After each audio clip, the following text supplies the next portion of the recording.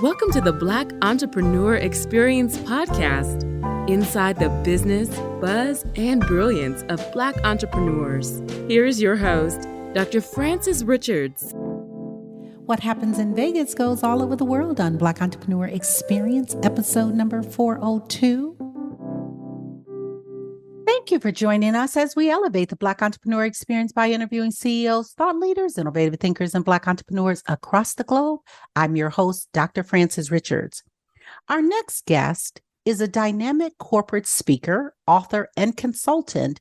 Welcome, Cassandra Worthy. What it do? How are you? Thank you so much for having me. I am perfect. Listen, I've given our audience such a brief bio. Why don't you fill in the gaps and share with our audience what you want them to know about you and your business? Sure. So I call myself the world's leading expert on change enthusiasm. You might be scratching your head wondering what the heck is change enthusiasm? Well, this is actually a growth mindset that I invented, and it enables those who practice it the ability to harness the power of emotion to fuel growth through change and disruption. So I'm founder and CEO of a consulting company called Change Enthusiasm Global. We sit right at the intersection of change and emotion in the workplace. And so I lead training engagements, leadership development, as well as do a lot of keynote engagements centered on bringing and elevating this growth mindset of change enthusiasm to life, enabling individuals within corporations and businesses to fuel their growth when they're going through big change and disruption. Wow. I tell you, you must be busy, because when we talk about what's going on today in the workplace, talk about how did you get there? Yeah. So how did I get here? So I'm actually a chemical engineer by trade. I grew up in Atlanta, Georgia. I went to university at Georgia Tech. I've always had an insatiable curiosity.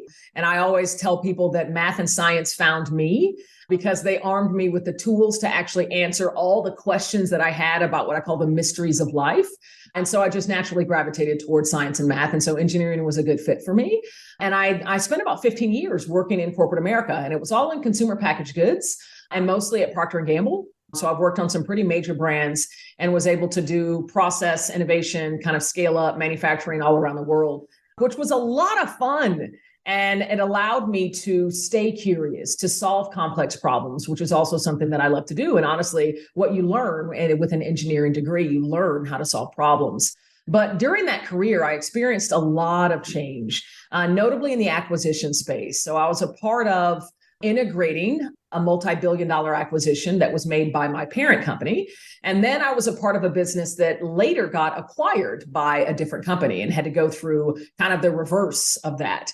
And so I felt that pain and that struggle of, that type of change that feels like it happens to you, and it shows up, you didn't ask for it, and you're wondering why me? Why us? What is this? And all of the frustration and the anger and the anxiety and the fear that's inspired when that type of change comes. And I recognized in working through those acquisition experiences, that though leaders would say this is going to be difficult, there was very little to arm and empower the employees to actually acknowledge and do something with that emotional energy. It was more like, yes, it's going to be hard, but then suck it up, grit your teeth and bear it. And we're just going to have to get through it. And I knew that there's had to be a better way. And so I actually started practicing this mindset as a leader, as an executive going through these acquisitions, inspiring myself as well as my team and organizations through change.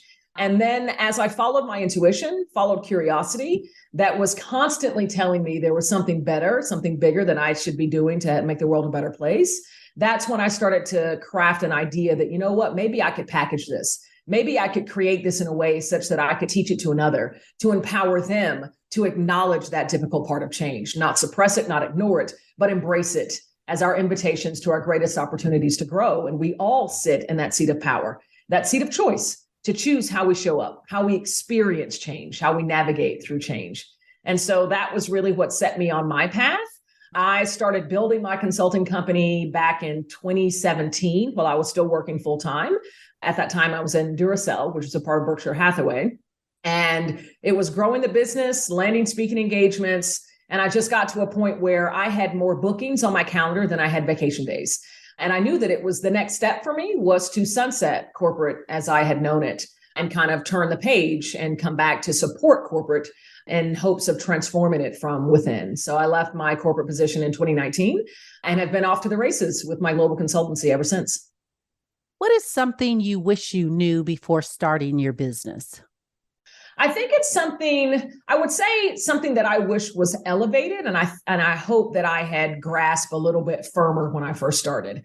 And that's the importance of acknowledging and embracing those things that I'm really good at, that I excel at, and that lights me up, that gives me a lot of passion. And then being okay with letting go of the things that I'm not as great at and allowing others, when that's their lane, to take on that work. I think I had a little bit of a taste of that in corporate America, but it's just very different when it's your own business, when it's your own kind of seed, your own baby that you've nurtured and you've poured everything into it, done every aspect of it. And so now using that idea, that concept of, you know what, I need to outsource or even insource, bring employees in to do these areas of the business that don't light me up and that I'm not the best at. And so that idea of letting go, that idea of trusting, is something that I just wish I had a much firmer grasp on when I was first starting the business. But, we learn and we grow. Right. I like that. And you talk about sunsetting. I like that word, corporate, quitting corporate. How was that for you? For me, it was bittersweet, honestly, because I didn't leave my corporate position because I was miserable. I didn't leave my corporate position because, I had to get out and that I was running away. I was running towards the energy of my life. I was running towards my purpose and what I was supposed to be doing. And, I was leaving a group of individuals, an organization, a team that I really enjoyed, doing really cool innovation in the battery industry. But again, I was walking my path.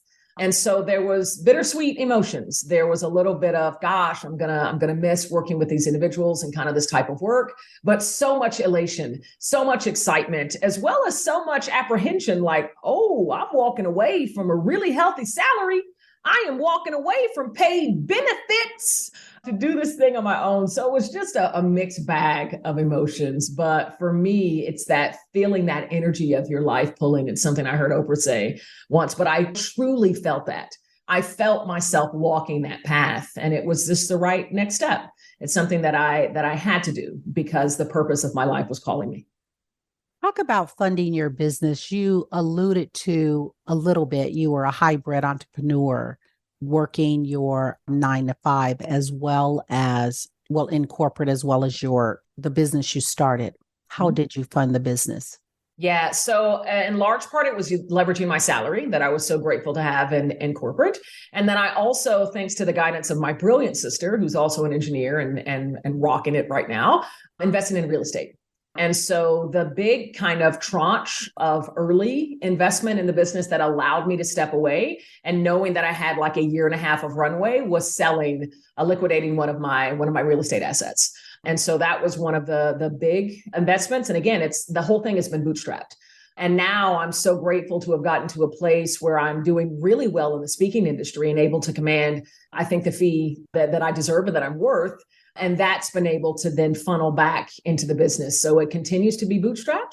I'm not closing the door to capital to raising, but right now I am able to fund the business based on my own early investments as well as the revenue that's being generated out of my speaking business. Would you recommend that to others, or do you have another strategy in terms of funding your business if someone is looking to start? Yeah, I would really say it's a case-by-case basis, right? And I think it really just depends on what's going to make the most sense for the individual and the type of business that you're starting, right? So if you're starting a kind of business that's a disruptor, that as soon as it hits the market, competitors who have a lot more funding and a lot more resources can then see and then immediately kind of beat you with the crescendo to market, those are the type of businesses that kind of it behooves you to have capital in the beginning because you need to be the first. And you need to have a big explosion to move quickly. My business is different from that, in that we're kind of on a slow burn growth. And I know that I'm not creating something that will truly compete in multi-billion-dollar consulting firms like the BCGs, the Accentures of the world.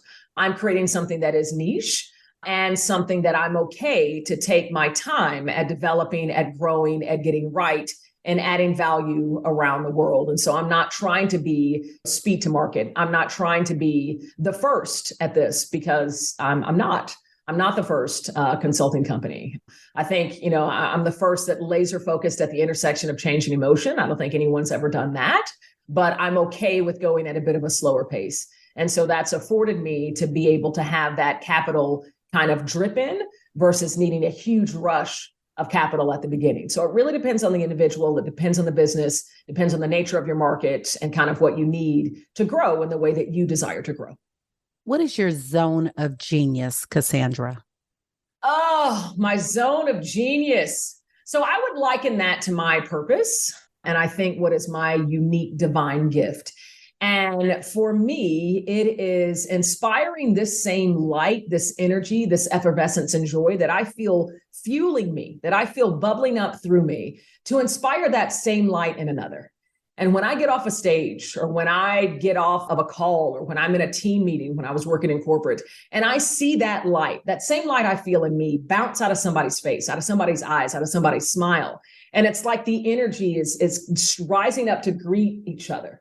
That's magic to me. And I know that that is my gift. And I feel light in that moment. There's an effervescence, there's an exuberance that happens when I'm in those magical moments. And so I think that that truly is my zone of genius, is to inspire that divinity, that light, that energy from another. And so I'm fortunate to be able to leverage that gift on stages all around the world and truly to be able to kind of weave that gift into the mindset of change enthusiasm, because it's about recognizing our emotional energy that speaks through us and seeing it as signals, as guideposts, as knowledge, as data to guide us, especially when times get tough, when going through change. What is the best decision you've made as a leader? I'm going to tell you the best decision I've made as a leader, as a person, as a human being. And it was when I said yes to my alcoholism and yes to sobriety. The best decision I've ever made in my life.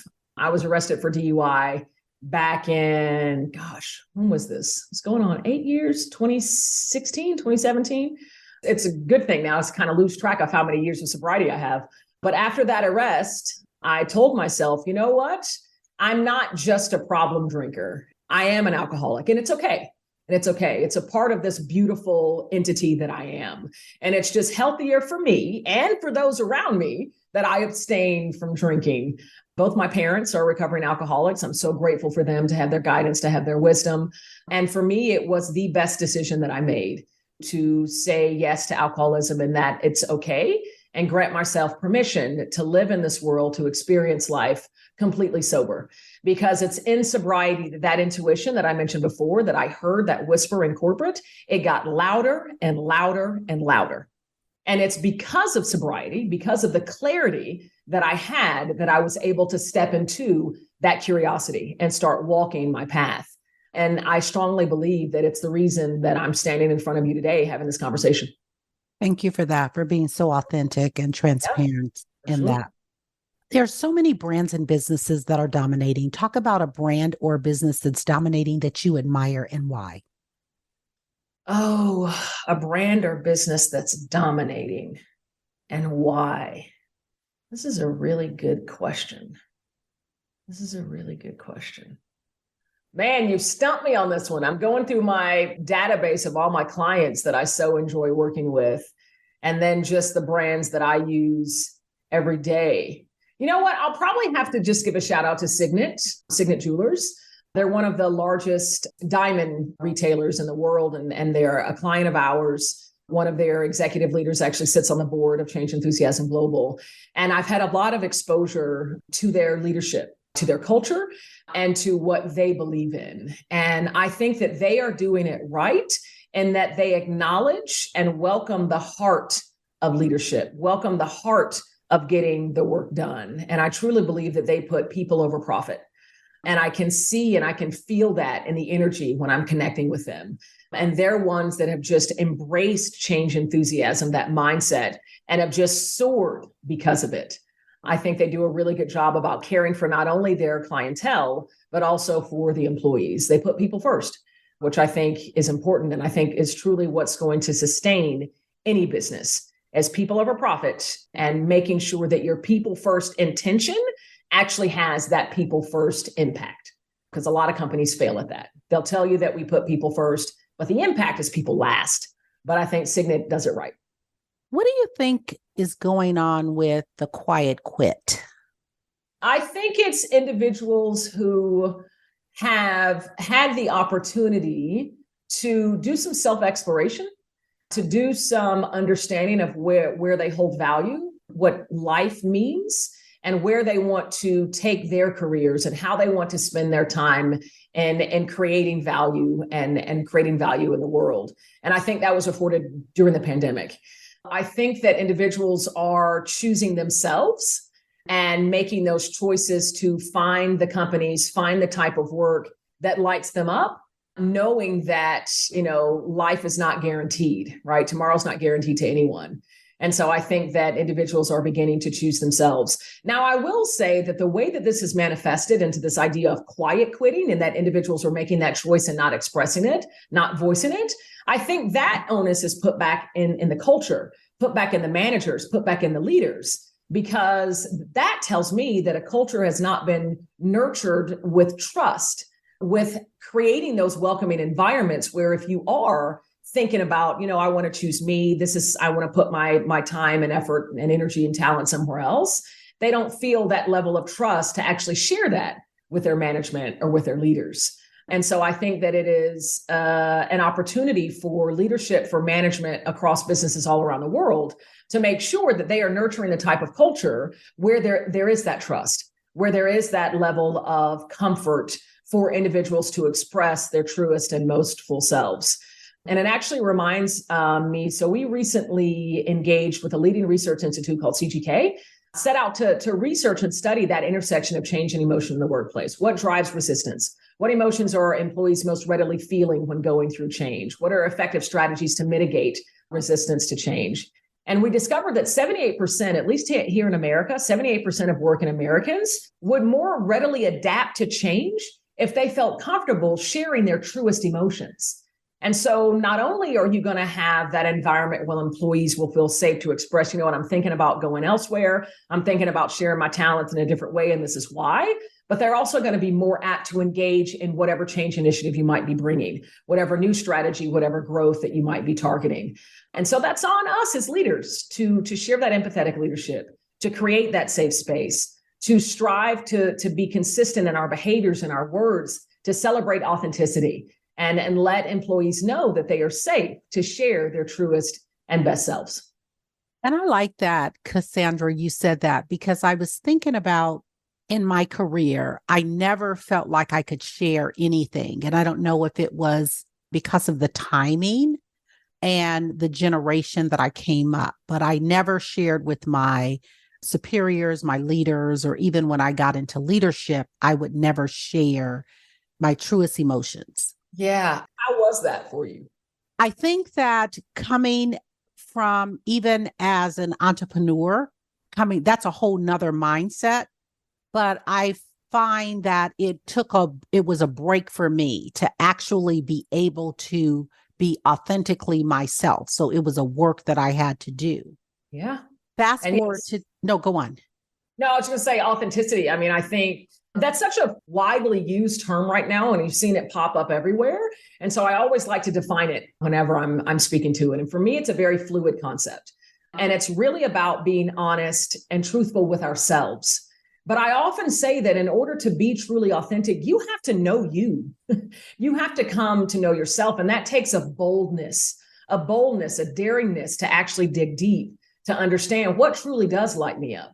What am I curious about? Where are my boundaries? What do I not want to stand for in the workplace? Daring and bold to get truthful with yourself, and then even more bold to actually state that, to bring that into the workplace.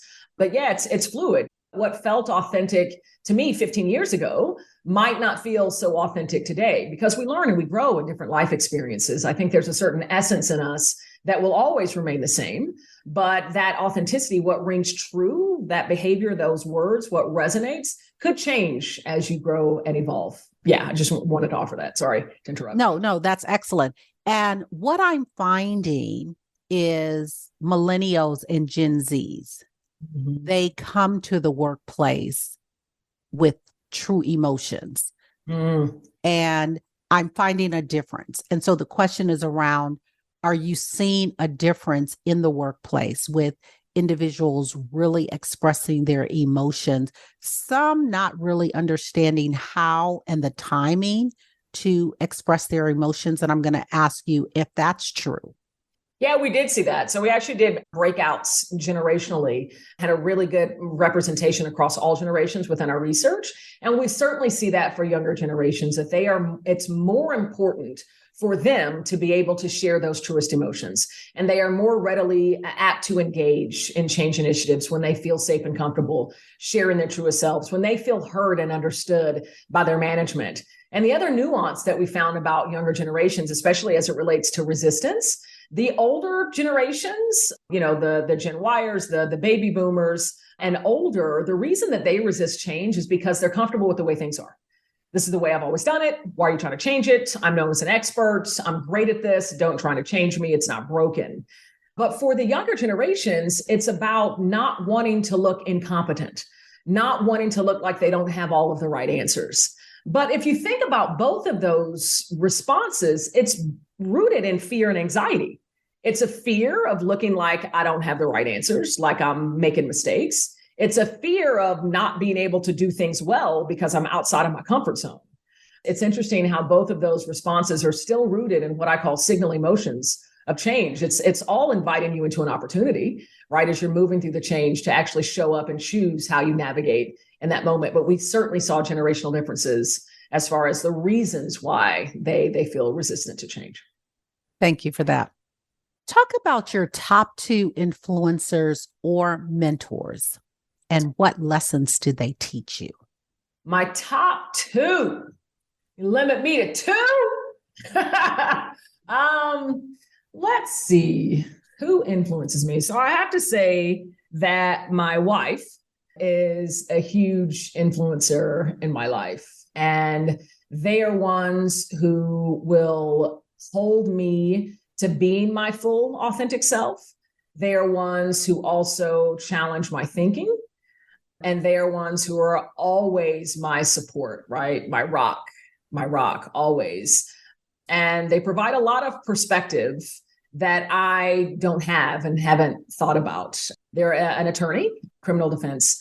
And so there's a lot of exposure and experience that they have gleaned in the world that I just haven't. And so that's been a huge help for me. The other mentor, someone that I look up to, is my older sister. And I mentioned her earlier. We both played the same 3 sports in high school. Got the it's called the Iron Man Award, but the Iron Person Award for 3 years of varsity level, three different sports. We both went to Georgia Tech.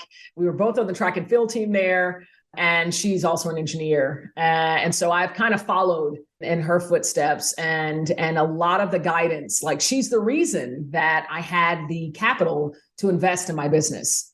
And she actually was a huge support for me in getting my business off the ground. And she too now sits on the board of Change Enthusiasm Global. So well-trusted mentors, advisors, and people that I get to see all the time because it's my family. The other thing that I'll add, thinking about points of inspiration, because I'm asked that a lot also from the stage, who inspires you? And for me, my sources of inspiration come from those who are comfortable in their own skin, who are comfortable being them all day long. And so I often just think about my favorite baristas at my coffee house down the street, because they are themselves unabashedly every day. And for me, that is the most inspiring thing to see, because it's what I aspire to, right? It's what I aspire to bring in every keynote engagement and every client engagement, every conversation, is to speak, to act in a way that is resonant with my truest essence and being that full authentic self. You've had many speaking engagements. Talk about one that was so impactful that you want to share. I'll share two. The first is an engagement that I did with a multi-level marketing organization, and not to make anyone blush, but it was pure romance. And all of their sales leaders. So it was about 400 or 500 empowered, predominantly women who have gone off and, started their own business, striving to make money for themselves and their family, and really just looking for the goods, for the help, for the support that's going to help them to grow, their business. And they were the most supportive. They were the most exuberant. They were the most open and honest audience that I have ever experienced. I walked up on the stage and got a standing ovation. I talked for about 3 minutes, got another standing ovation. And then during the Q&A, tears were shed. I got emotional just about how open and honest that they were and the struggles that they were having and the advice that they were seeking. And so there was a lot of love and really great energy within that client engagement. The other one that really stands out for me is one that I recently had with a multi-billion-dollar company in the pet care space. And it was with their most senior executive team. It was their CEO and their global executive leadership team, as well as a few members from the board. And there was a lot of, I'm not going to call it apprehension, but just making sure that I'm able to cultivate, to package my message in a way such that it lands with that executive team. Now, I've done a lot of presentations to high-level executives, many actually, and it's becoming far more that group than others. But there's always this, that imposter syndrome, that whisper that you get, why are you don't deserve to be here, why you standing on this stage talking to all these executives leading all around the world. And so I have to quiet that and remind myself, if I'm in this room, I'm meant to be here. And that presentation went so well. It went so well. And I think it had an incredible impact. The CEO gave me a big hug afterwards, said that's exactly what they needed to hear. Afterwards, another one reached out, and I'm now mentoring this individual. And so I think that it had the impact, but it was a lesson for me and the power of shutting down that imposter and reinforcing to me that belief that I'm meant to be in every room that I stand in.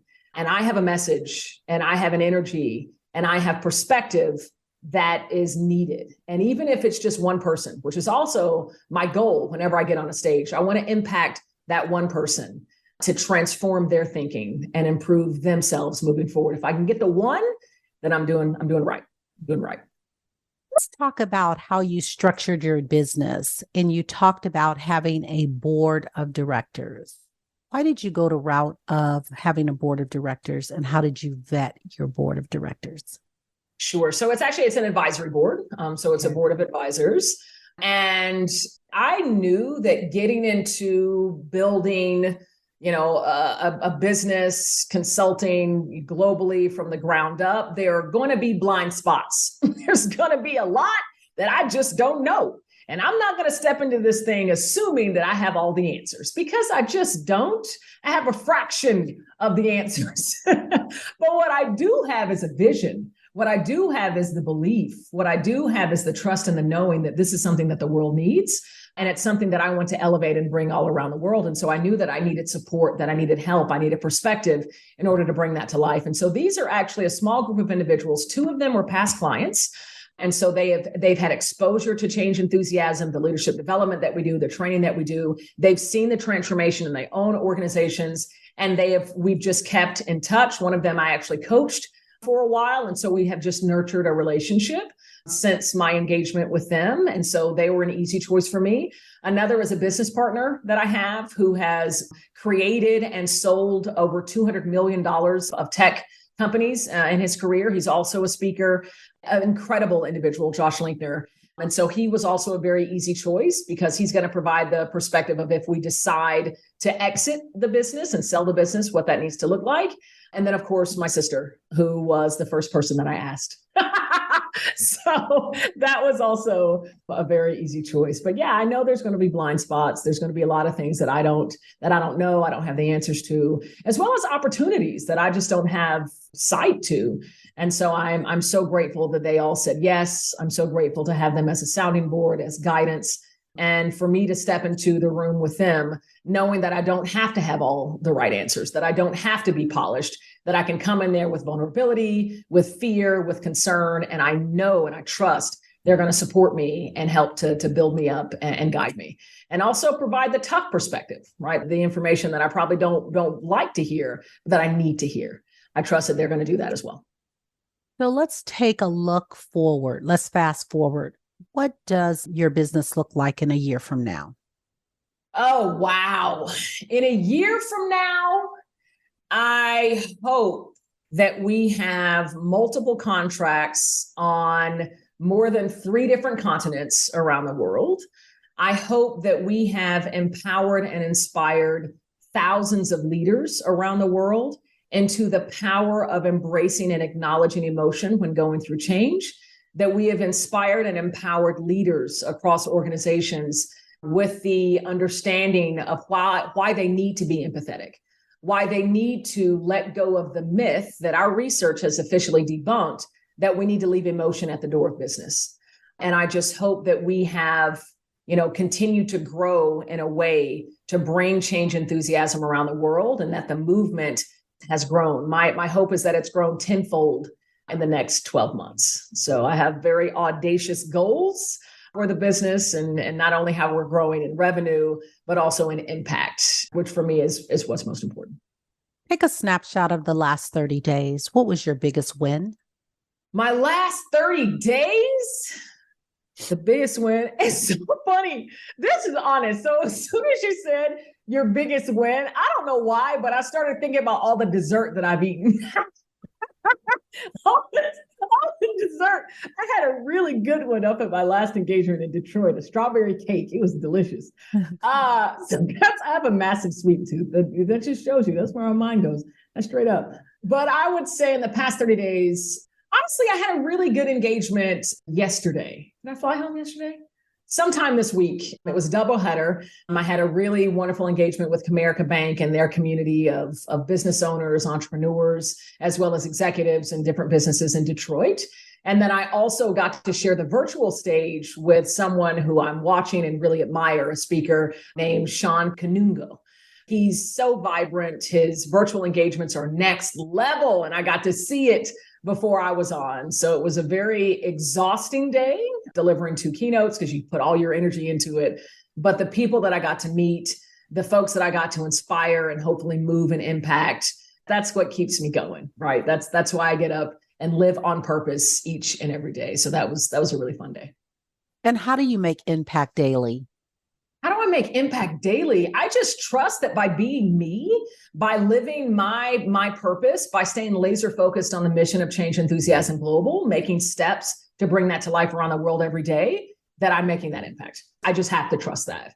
And then, when I started my speaking career, one of my mentors told me that regardless of if you're talking to 2 people or 20,000, bring the energy, bring the perspective, bring all of you into that engagement. And that's what I still do to this day. Every single keynote message, no matter who I'm delivering to, I want to make sure that I am striving to create the type of impact and transformation that's going to get them excited about practicing change enthusiasm and becoming more self-actualized to grow through change. If you lost everything and you had to rebuild in 30 days, what industry and why? So I'll tell you that CEG's top 5 industries that we are looking to support over the next decade is healthcare, automotive, finance, tech, and CPG. Those are the ones that we've worked with the most throughout the pandemic, and the ones that I see that are going to be the most VUCA, volatile, uncertain, complex, ambiguous over the next decades. And so that's our target industry. And so I would probably say if I needed to rebuild, I would probably start in healthcare. I'd probably start in healthcare just because we have so much experience working in that sector and a lot of clientele already. And it's just an industry that's near and dear to me. And there's a lot of opportunity in that industry to help as they go through a lot of change, a lot of disruption and transformation. And I think it's the industry that's close to the top of the list of needing change enthusiasm, needing what we bring in our leadership development programs as those employees are feeling burnt out, those employees are feeling weary and anxious about what's next, right? And how will we continue to grow and thrive and deliver to our patients when they need us most. I want you to have a monologue. I want you to name this person, living or not. They've inspired you so much. Who is that person and what are you saying to that person? Man, you got hard questions. Holy Jesus. So the top two that came to mind are Einstein and Oprah. Einstein and Oprah. I'll use the Oprah example. And although it might be cliche, because there's probably a whole bunch of people that say Oprah, I'll tell you exactly why she has been such an inspiration for me. I think that Oprah is one who embodies her authentic light and her unique gifts and abilities in a way to elevate the consciousness of all of humanity. I think that she got brutally honest with what her gifts are and her talents, what she's able to do like nobody else, and then carved out a niche that then became a movement and now this incredible business that she's developed. But for me, it's her living her authentic self and sharing her light and her gift and embracing what it is, and then finding ways to bring it to the world. I mean, that's a lot of the language that I've been using over our time together here today, is about getting bold and daring, about coming to know me. A lot of that self-discovery happened in the early days of sobriety, and it continues to happen. I journal every day. It's a spiritual practice to get to know me, that taking emotional inventory, understanding what's lighting me up nowadays, what's inviting those signal emotions, any fear, frustration, coming to know Cassandra and this divinity that serves us through me. And then how do I share these gifts? How do I share the best of myself with the world? And I think Oprah does that in spades. And that's why she has been such a bright guiding light for me. You alluded to some about the journaling, coming to know me, coming to know you. I like that. And someone is listening and saying, how do I come to know? It's kind of embodied into becoming. Can you give our audience some practices that you do in reference to coming to know themselves, really sitting with themselves? Yeah. So like I said, it takes a boldness because there's usually a fear. And I know it very well because for years I numbed it out. I would drink or use so I didn't have to come to know me. So I didn't have to explore the difficulty. And honestly, I think that's where the real fruit is, the real opportunity for growth and coming to know who you are is during the difficult parts. Is when you feel those really challenging emotions like anger or frustration, exploring what is this emotion trying to tell me? What opportunity am I being invited into that's being signaled by this emotional energy? Why do I feel so angry in this moment? What is the cue that I've gotten that's inspired such anger? I think the more that we can explore those difficult emotions that so often we just want to numb out or run away from or escape, I think that's really where the lessons are and the fruit is. And I firmly believe that it's data. This is a language that speaks through all of us. And if we can listen and strive to understand, that's when we can come to know ourselves. And like I said, for many years, whenever those emotions were inspired within me, I would look for a bottle. I would look for a cocktail so that I wouldn't have to hear it. I wouldn't have to be bothered with it. But when you can get bold and strive to understand that, the growth can really happen. And start small, right? Start small, just getting still and listening, and then just exploring, getting curious. And like I said, for me, it was step changed once I started to journal. Once I started seeing those thoughts and that emotional energy in black and white, and you go back and read through it and see in my mental state, then I could learn from that and then kind of step forward. And so it's been a great way for me to evolve and a great way for me to grow. Talk to someone in our audience, they're struggling with drinking. What advice would you, or any addiction? I want to focus on the drinking aspect. I know a lot of young people are dealing with that. Yeah. So I'll just share my own perspective and my journey because I think everyone's journey is different. And I'm not going to strive to prescribe or kind of say the special language that's gonna speak to that individual. I'm just going to share my own personal perspective and my journey. So for so long, I convinced myself that I'm just a heavy drinker. Even though both my parents are alcoholics, both of them told me, maybe you're drinking a little bit too much. Maybe it's something to consider. I'd always ignore that. I'd actually go to AA meetings with them. But the reason was so that I could convince myself that I'm not an alcoholic, because I could hear all the stories in the room about people getting DUIs, people being locked up, people losing jobs. None of that had happened to me. So there's no way that I could be an alcoholic because I don't sound like any of these people. And it was when I was in the back of that squad car, having been arrested for DUI, that the world came crumbling down, right? And then I started to realize, I started to hear kind of this whisper, you're an alcoholic and it's okay. You're an alcoholic and it's okay. And for me, that was my bottom. That was my bottom. And that's when I decided that, you know what? I continue to say that I'm not one of those individuals. But if I look back on kind of my life, my choices, the way I think about drinking, and I gave a lot of thought to drinking, what I'm going to drink, when am I going to drink it? What am I going to drink the next day? How will I recover from the drinking? A lot of time spent all around drinking. And then I was able to embrace, honestly, I think through the divinity that surges through me, that I'm an alcoholic and it's okay. It's a part of who I am. And, like I said, it's a healthier choice for me not to drink and to abstain. It is when I garnered and I really embraced that belief that I am an alcoholic and it's okay. That's what broke me free. That's what broke me free from that prison of needing and having to drink in order to feel like I could be comfortable with others, feel like I could be myself, feel like I could have fun and go to a party and go be social. That's when I had that freedom, when I nurtured the belief. And that belief comes differently to every single individual struggling with addiction. But I will tell you, when you can truly believe it within yourself, that the better choice for you is to abstain, the life experience that is in store for you, you have no idea. It's amazing. And, when I talk about, when I meet with folks in the rooms, at AA, other people who have recovered from addiction, I think that we are like superheroes because the amount of energy and focus that we're able to put in our drug of choice and alcohol or whatever, when that gets shifted into something else, for me, it was building this business. The impact you can have on the world is amazing. It's amazing. And I think that we addicts uniquely have that ability, that focus, that intent to do something and do it with all of our force and our effort and our heart. And when that becomes a different choice versus whatever is plaguing us in our addiction, when we can be open to those difficult emotions, allow that they are guideposts, signals, information to guide us, to help us grow moving forward, as opposed to be ignored or numbed out, that's when we are in a position to use that gift. You are a gifted individual. To use that gift to elevate the world and make it a better place.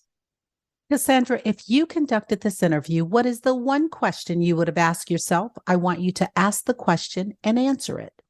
I have to tell you, this has been one of the most thorough podcast interviews that I've ever had the privilege of being engaged with. And I don't know if you left anything on the table. I guess, what is the thing that's most important for me to keep me going and to keep me living my mission and my purpose? And for me, it always comes back to belief.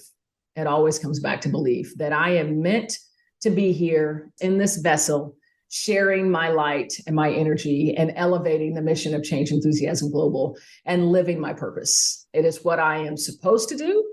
And I am so grateful to do it. And so get really clear and understand what are your beliefs, what drives you forward, and hold steady and hold fast to them. We've come to the part of our interview. It's called Rapid Round of Fun. I'm going to ask you a series of questions, and I'd like you to give me very quick answers. If there's something you desire not to answer, feel free to say pass. Are you ready for the Rapid Round of Fun?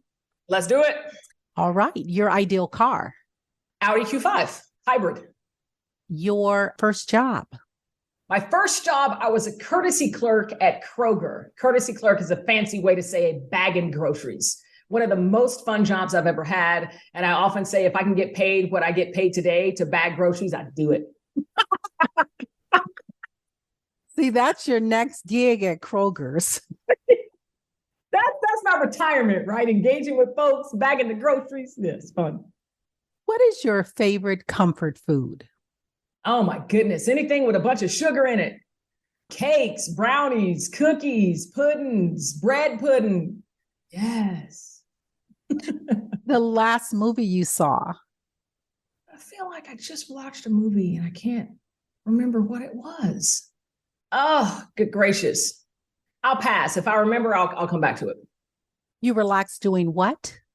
I relax by journaling. I relax by spending time with my brilliant wife and our little pup Rico. And I relax by taking walks and listening to podcasts.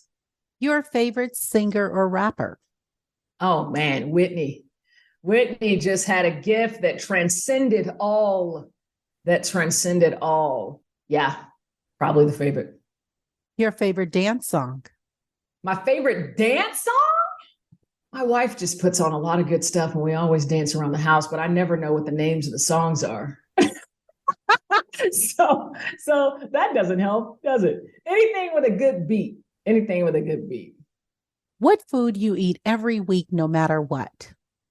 I shouldn't say desserts, but it's true. I also really like Greek yogurt and toast. I have that most mornings. And so I'd be hard pressed to find a week where I haven't had some form of yogurt the whole week. Workout or hit the couch? Probably hit the couch, but I'm striving to do more working out. My wife is not only a criminal defense attorney, she's also a yoga instructor. And so she's gotten me into yoga, which has been very nice. And like I said, I do like to take long walks and walk little Rico as well. But I'm probably spending more time on the couch just because I travel so often and there's an exhaustion that is there on the weekends. So yeah. Cassandra Worthy, thank you so much for joining us on Black Entrepreneur Experience Podcast. Before we let you go, I want you to share with our audience the best way for them to connect with you and to do business with you. And feel free to leave all your social media handles. Perfect. So you can connect, learn more at CassandraWorthy.com. That's where you can also inquire about booking me if you're working for a company that might need a good high energy speaker around change and emotion. My handles, you can find me at Cassandra Worthy on LinkedIn, Cassandra Worthy Speaker on Instagram. Also follow me on YouTube, Cassandra Worthy. I'm dropping daily videos all throughout this year, 2023. So a lot of good value, a lot of good nuggets as it relates to all things change, putting a lot of energy behind giving you free content that's going to help create that value. And then Facebook, we have a community. We are change enthusiasts. So you can follow the community there. We are change enthusiasts on Facebook.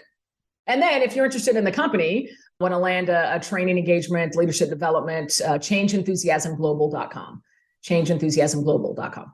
Thank you, Cassandra. That's a wrap. Thank you for listening and subscribing to Black Entrepreneur Experience. We would love for you to leave a review and rating on iTunes and share with your friends. For show notes and more episodes, go to www.beepodcast.com. Join us next Wednesday, and remember, green is the new black. So keep your bank accounts and your business in the black.